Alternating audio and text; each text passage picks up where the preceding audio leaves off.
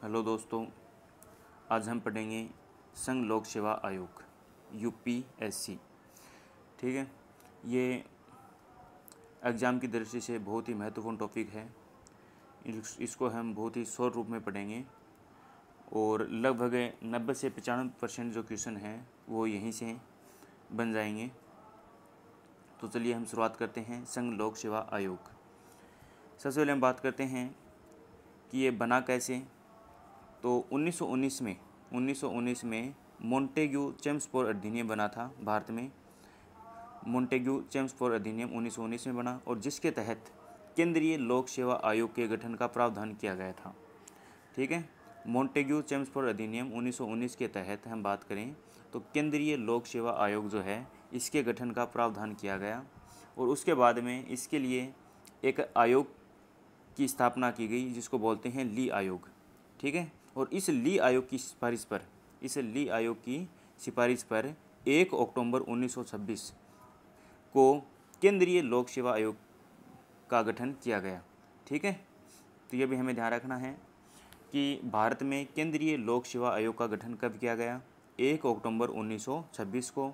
और कौन से आयोग की सिफारिश पर, तो ये हमें ध्यान रखना है ली आयोग की सिफारिश पर। और इसका जो प्रथम अध्यक्ष है वो प्रथम अध्यक्ष बनाया गया रोस बारकर को 1926 में। तो ध्यान रखना है केंद्रीय लोक सेवा आयोग का प्रथम अध्यक्ष किसको बनाया गया, रोस बारकर 1926 में। ठीक है, और हम बात करें इसके बाद भारत में 1935 में बना भारत शासन अधिनियम 1935। और इस अधिनियम के तहत केंद्रीय लोक सेवा जो आयोग है इस आयोग का नाम बदल करके कर दिया गया संघीय या फेडरल लोक सेवा आयोग। संघीय या फेडरल लोक सेवा आयोग इसका नाम कर दिया गया। ठीक है, केंद्रीय लोक सेवा आयोग का नाम बदल करके संघीय या फेडरल लोक सेवा आयोग कब किया गया, कौन से अधिनियम के तहत किया गया, तो ये हमें ध्यान रखना है भारत शासन अधिनियम 1935 के तहत। फिर हम बात करते हैं 26 जनवरी 1950 को संघीय या फेडरल लोक सेवा आयोग का नाम बदल करके संघ लोक सेवा आयोग कर दिया गया यूपीएससी। ठीक है, तो यूपीएससी संघ लोक सेवा आयोग कब बना था, 26 जनवरी 1950 को। और ध्यान रखना है कि संघीय या फेडरल लोक सेवा आयोग है इसका नाम बदला गया 26 जनवरी 1950 को और इसका नाम कर दिया गया संघ लोक सेवा आयोग यूपीएससी। तो सबसे पहले भारत में क्या बना था, मोंटेग्यू चेम्सफोर्ड अधिनियम के तहत 1919 के तहत केंद्रीय लोक सेवा आयोग बना। फिर इसका नाम बदल के भारत शासन अधिनियम 1935 में इसका नाम बदल दिया गया और इसका नाम कर दिया गया संघीय या फेडरल लोक सेवा आयोग। फिर 26 जनवरी 1950 को संघीय या फेडरल लोक सेवा आयोग का नाम बदल करके संघ लोक सेवा आयोग यूपीएससी कर दिया गया और ये यूपीएससी सरदार वल्लभ भाई पटेल की सिफारिश पर किया गया। ठीक है, फिर हम बात करते हैं संघ लोक सेवा आयोग के प्रथम भारतीय अध्यक्ष की। तो इसका प्रथम भारतीय अध्यक्ष कौन बना था, एच.के. कृपलानी 1947 से 1949। ठीक है, तो संघ लोक सेवा आयोग यूपीएससी का प्रथम अध्यक्ष कौन बना, प्रथम भारतीय अध्यक्ष बना था एच.के. कृपलानी। इसका कार्यकाल रहा 1947 से 1949 तक।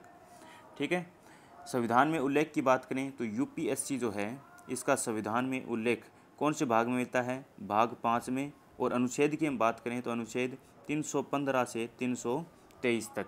ठीक है, यूपीएससी का उल्लेख संविधान में हम बात करें तो भाग 5 और अनुच्छेद 315 से 323 तक इसका उल्लेख मिलता है। सदस्य संख्या की हम बात करें तो यूपीएससी में एक अध्यक्ष और 10 सदस्यों सहित टोटल कितने सदस्य होते हैं, 11 सदस्य होते हैं। ठीक है, तो सदस्य संख्या इंपॉर्टेंट है। बहुसदस्यीय निकाय है यूपीएससी, इसमें टोटल 11 सदस्य होते हैं अध्यक्ष सहित। ठीक है, कार्यकाल की हम बात करें तो कार्यकाल होता है 6 वर्ष या 65 वर्ष जो भी पहले हो। ठीक है, तो वेरी इंपॉर्टेंट है कार्यकाल भी। कार्यकाल कितना है, 6 वर्ष या 65 वर्ष जो भी पहले हो। नियुक्ति की बात करें तो इनकी नियुक्ति करता है राष्ट्रपति। ठीक है, और हटाने की बात करें तो सुप्रीम कोर्ट जो है, सुप्रीम कोर्ट की जांच के बाद इनको राष्ट्रपति हटाता है। तो ध्यान रखना है कि यूपीएससी के जो अध्यक्ष है या सदस्य हैं तो इनको हटाता कौन है? राष्ट्रपति हटाता है। और इससे पहले हम बात करें तो सुप्रीम कोर्ट की जांच के बाद, ठीक है। और ये जो यूपीएससी के अध्यक्ष या सदस्य हैं, ये अपना त्याग पत्र भी राष्ट्रपति को देते हैं और ये अपना वार्षिक प्रतिवेदन है वो भी राष्ट्रपति को ही सौंपते हैं। तो ध्यान रखना है, इनकी नियुक्ति राष्ट्रपति करता है, हटाता राष्ट्रपति है, ये त्यागपत्र राष्ट्रपति को देते हैं और अपना वार्षिक प्रतिवेदन है वो भी राष्ट्रपति को ही सौंपते हैं। इसके अलावा हम बात करें यूपीएससी का वर्तमान अध्यक्ष है श्रीमती प्रीति सूदन। श्रीमती प्रीति सूदन जो कि यूपीएससी के क्या हैं? वर्तमान अध्यक्ष हैं। तो यूपीएससी की सबसे इम्पोर्टेंट जो पॉइंट हैं वो हमें ध्यान रखने हैं। यूपीएससी के जो इम्पोर्टेंट पॉइंट हैं उसमें सबसे एक इम्पोर्टेंट पॉइंट है कि इसकी जो स्थापना है ये हुई थी 1 अक्टूबर 1956 केंद्रीय लोक सेवा आयोग के रूप में। और ये जो आयोग है ये ध्यान रखना है, आयोग कौन सा है? ली आयोग, ठीक है। तो मोंटेग्यू चेम्सफोर्ड अधिनियम 1919 के तहत केंद्रीय लोक सेवा आयोग के गठन का प्रावधान किया गया था और इसकी स्थापना की गई थी 1 अक्टूबर 1926। और ध्यान रखना है केंद्रीय लोक सेवा आयोग की स्थापना ली आयोग की सिफारिश पर की गई थी, ठीक है ना।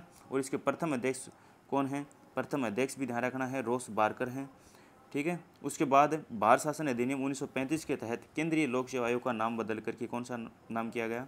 संघीय या फेडरल लोक सेवा आयोग इसका नाम कर दिया गया, ठीक है। फिर 26 जनवरी 1950 को संघीय या फेडरल लोक सेवा आयोग का नाम बदल करके संघ लोक सेवा आयोग यूपीएससी कर दिया गया। और ध्यान रखना है ये किसकी सिफारिश पर किया गया? तो ये भी ध्यान रखना है सरदार वल्लभ भाई पटेल की सिफारिश पर, ठीक है। और हम बात करें संघ लोक सेवा आयोग यूपीएससी के प्रथम भारतीय जो अध्यक्ष हैं वो बने थे SK कृपलानी। 1947 से 1949 इनका कार्यकाल रहा। और ध्यान रखना है यूपीएससी का जो संविधान में उल्लेख मिलता है वो कौन से अनुच्छेद में मिलता है? तो ये अनुच्छेद ध्यान रखना है अनुच्छेद 315 से 323, अनुच्छेद 315 से 323। और ये ध्यान रखना है कि ये एक बहुसदस्यीय निकाय है। इसमें टोटल कितने सदस्य होते हैं? इसमें टोटल 11 सदस्य होते हैं अध्यक्ष सहित। और इनका जो कार्यकाल है ये है 6 वर्ष या 65 वर्ष जो भी पहले हो। इनकी नियुक्ति राष्ट्रपति करता है, हटाता भी राष्ट्रपति है सुप्रीम कोर्ट की जांच के बाद, उच्चतम न्यायालय की जांच के बाद इनको राष्ट्रपति हटाता है। ये अपना त्यागपत्र राष्ट्रपति को सौंपते हैं और अपना वार्षिक प्रतिवेदन है वो भी राष्ट्रपति को ही सौंपते हैं, ठीक है। और वर्तमान में अध्यक्ष की बात करें तो श्रीमती प्रीति सूदन ये वर्तमान में यूपीएससी के अध्यक्ष हैं। ये वेरी इंपॉर्टेंट पॉइंट है, ध्यान रखना, बिल्कुल शॉर्ट नोट्स के आधार पर तैयार किया गया है और लगभग 90 से 95% जो क्वेश्चन हैं वो यहीं से बन जाएंगे। तो इसको अच्छे से पढ़ना है। और यदि वीडियो अच्छा लगा हो तो वीडियो को लाइक, शेयर और सब्सक्राइब भी करें। बहुत बहुत धन्यवाद सभी को।